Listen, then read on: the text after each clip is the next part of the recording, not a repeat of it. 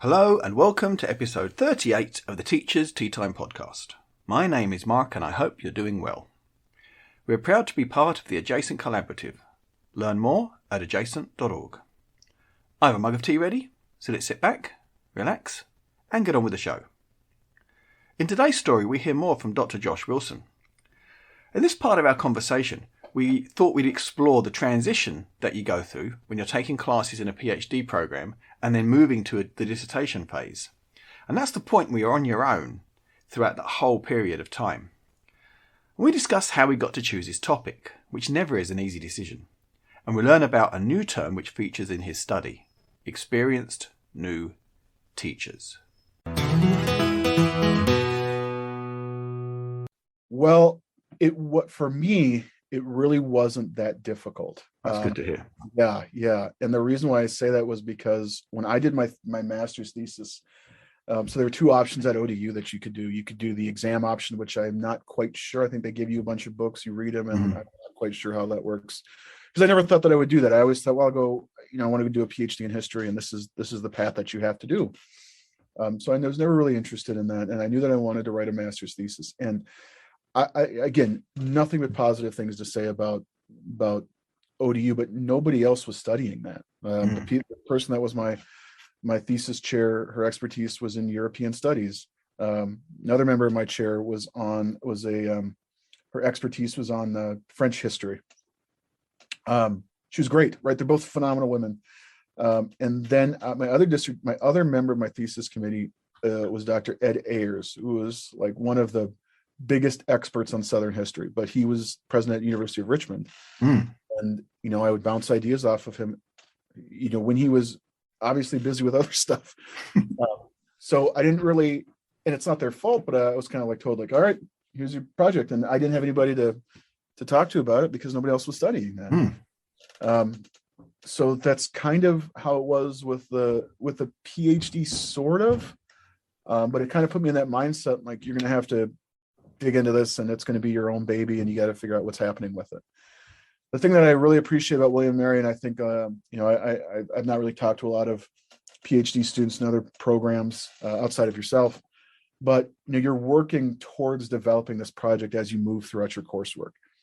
So, you have an idea of how the study should be structured, what's specific, and the PhD is so structured where your first chapter is this, your second chapter is this, your third chapter is this.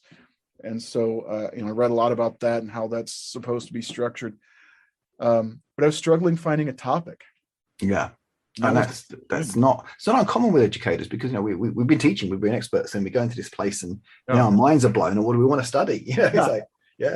So my initial thought was, I had moved to a rural community and my initial, rural, it's 10,000 people, but it's 15 miles away from the biggest city of any size. And there's really nothing north of it for like until you, I guess, hit Lake Superior. But I really wanted to look at, I had done a lot of teaching with advanced placement coursework, and I was hired at my current school to teach basically AP US history, start the AP US history program, and then to teach other AP classes as kind of time went on. And so my initial thought was, I would really like to do some research on rural students and college access. Yeah. Are we preparing students successfully for school? Because I had a conversation with somebody in the community. I don't remember who it was. Could be administrator, could have been somebody else, who basically said like, well, we get students to graduate and the school that I'm at has just an unbelievable amount of scholarship money that they give out. It used to be a big like lumber company. Or lumber town, and you're talking about like full rides to various schools. It's really truly remarkable. But so these kids are graduating, they got all this money and they go off to school and they don't seem to do great all the time. Now, granted, that was anecdotal. I don't have any specific empirical evidence to back that up, but it was a conversation that I had. And so I thought, well, what are we doing here that might be different, or what can we do differently to support students? And then I thought, well, what about looking at African-American students from rural communities and their college access? And then I had a meeting, or I had I want to say like a conference. What's the word I'm looking for? What's the word? Seminar training. Mhm. Anyway, it was led by a gentleman who worked for the Wisconsin Department of Public Instruction, which is like the Virginia, the VDOE. And it was about Native Americans in Wisconsin. He was Native American from northern Wisconsin. And I thought, well, what about Native Americans and college access at predominantly white institutions? And so I'd gone so far as to email. We have here in Wisconsin, and I think there's some in Minnesota as well. Outside of that, I don't know. Mm-hmm. But what they're called, what are called tribal schools. Mm-hmm. So they're K-12 schools on Native American reservations. And I thought, man, it'd be great to like interview these kids and to talk about that and to really get an understanding. And so I went so far as to talk to a principal, and I forget the name of the school, but a Native American school's name escapes me, but he recommended a bunch of books. So I got them, read them, fascinating stuff, right? Really fascinating stuff. But what changed all that was COVID. Yeah. You know, trying to get access. And just for context, by the time you got to dissertation phase, you had moved from Virginia back to Wisconsin. So that framed your context a little bit differently. Yeah. I'd finished all my coursework and had done my exams. Mm-hmm. So the qualifying exams. You're into candidacy almost, yeah.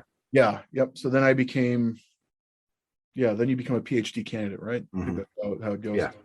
And so I talked with Dr. Grant and I said, well, we've talked about moving to Wisconsin. Is there a possibility that I can do my PhD and my studies away from campus? And she had said, absolutely. There were other people who had been successful in doing it. Mm-hmm. So I took a leave of absence for a year, mm-hmm. in which sometimes I've heard is kind of the kiss of death, but I knew that I wanted to get back to us because I knew that I wanted to continue the research. And another part of it was I wanted this degree, and I wanted this for a variety of reasons for my family. I mean, I have a cousin who graduated the same year from high school as I did, and we're the first in our families to go and get degrees. And she's now a pharmacist, and we're the first in our families to go to higher education and graduate education. And I'm 2 generations removed from one grandfather who had a 3rd grade education, the other one that dropped out to go to World War II. So I wanted to do it for them too. You know, and my mom who wanted to be there and had since passed away. So I took that year because I knew that moving to Wisconsin was going to be a big culture shock. Mm-hmm. And I was in a new school and I was teaching new subjects, and I wanted that chance to kind of get my feet settled and move forward and then come back to it. So I took off my leave of absence in the fall of 2019. Okay. So I took a class at William & Mary. You have this class where it's kind of like a research seminar for PhD students. Yeah, a lot of places do that. It's a how to write the dissertation class almost. Yeah. Right. Yeah. And it's the way like you're supposed to write your first 3 chapters. Well, actually that summer I had mostly written them. Yeah. So now I was kind of revising, and it was a great opportunity for me to get with other people that I knew, and it was all virtual, and we'd share our chapters, and I would say like, well, I'd talk to somebody, I don't know what this means. We'd clarify that, and it was very helpful.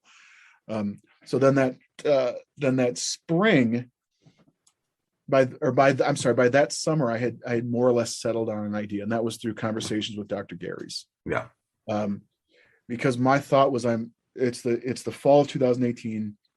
I'm sitting at this conference room at the central office in the school, and it's all the new hires, and everybody's getting up. I just graduated from here. I just graduated from there. I just graduated from there. And then I get up, and this is my 13th year of teaching. I'm entering my 14th year of teaching.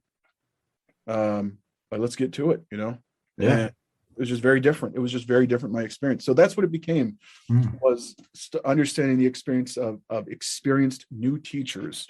Yeah. They started. And I think I'm going to, we need to credit you have invented that phrase. I don't think it existed anywhere. Did it Yeah, I think you've used it at least heavily, and it's your thing. Yes. Yes. I don't recall if if I saw it before. I just don't remember off the top of my head. But the term, there's a variety of different terms that were used. Mhm. Seasoned educators, veteran teachers became really a problem, Mhm. as you would find articles for experienced teachers, and then you would find articles for former military Who moved into teaching. Yeah. Right. And so I wanted to come up with a term, or at least use a term, and if it's out there, I may have seen it. At any rate, and I wanted to come up with a term that was specific to this. Mhm. So I had originally used new experienced teachers, but Yeah. that had that kind of had like a way of thinking that well, they're brand new teachers, but they have experience in something Experience elsewhere. That's right. That doesn't work. No. a career switcher. Yeah. And so that's what this experienced new teachers is somebody that has experience, but they're new to a building, That's right. new to a school.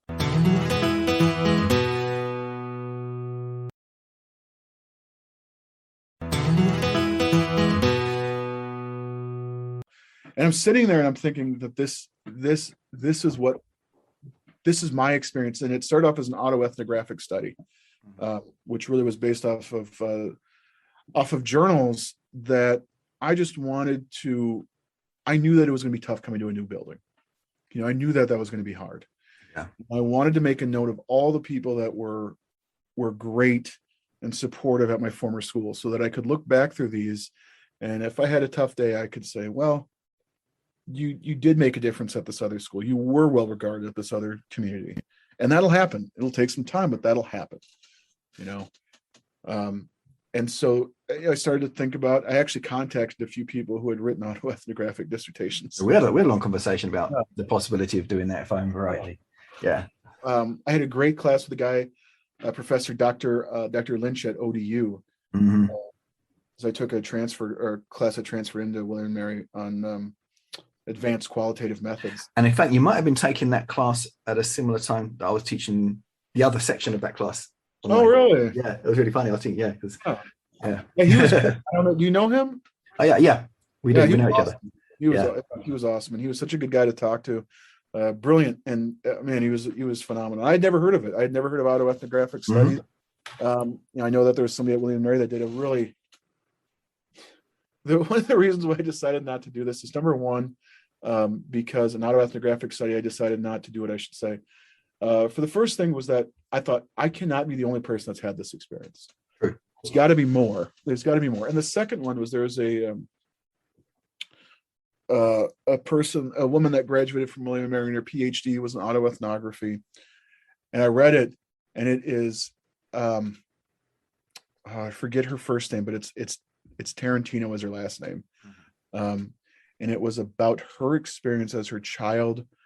God, I'm getting emotional thinking about it, but it was her experience as she was a mother, and her child was going through like really intense medical treatments. And I'm drawing a blank if it was cancer, if it was a disorder, and it was like, just this like heartbreakingly powerful writing about her experience. And there's often a lot of trauma-enforced writing with autoethnography, because you're really delving into these sometimes quite hard feelings, So yeah, and I know, folks, so when we think about it, well, my stuff doesn't matter in comparison, but it does. Right. It's just not as deep, I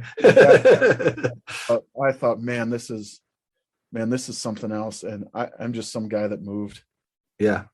Yeah, I'm not going to be who cares about that? Yeah, just showing this. Well, and it's true for that PhD experience too. We're looking at, it's almost like an apprenticeship. Can I do research? The autoethnography can follow later. Can I do something that's going to hit an audience first? So that's you're absolutely right. And I just thought, man, I don't have that level of and like you said, not to say autoethnography is defined by experiencing something intensely traumatic, but man, her writing was written was in such a way where I thought somebody's going to read mine and they're going to read hers and they're going to think, this guy, like, get over it. Yeah. Yeah. Well, that's where it up. You knew you saw up. Yeah. Yeah. Hers was I forget what it was called, but it's on ProQuest. It's powerful. Yeah. So you ended up switching from this idea of writing about you for your dissertation to writing about other people, this idea of these experienced new teachers, ENTs. Okay. Right. And then I got, you asked me to be on the dissertation committee, which was a great privilege and a lot of fun. I really enjoyed it. It was good. Good. Yeah. I was, you talked earlier about us, meeting at a party at Gary's, and I think I just found myself emailing you and, wow, what would Mark think about this? What would his opinion be on it? And I was struggling to, in my mind, I thought, wow, he would really be good on my dissertation committee. But I thought, would that violate, would that be a conflict of interest since we've known each other before this in a social capacity? And finally, I just kind of thought, you know what? I can't imagine there would be an issue because this is PhD research. Mark isn't going to tell me anything like, well, this terrible idea you come up with is actually just the best. Great job.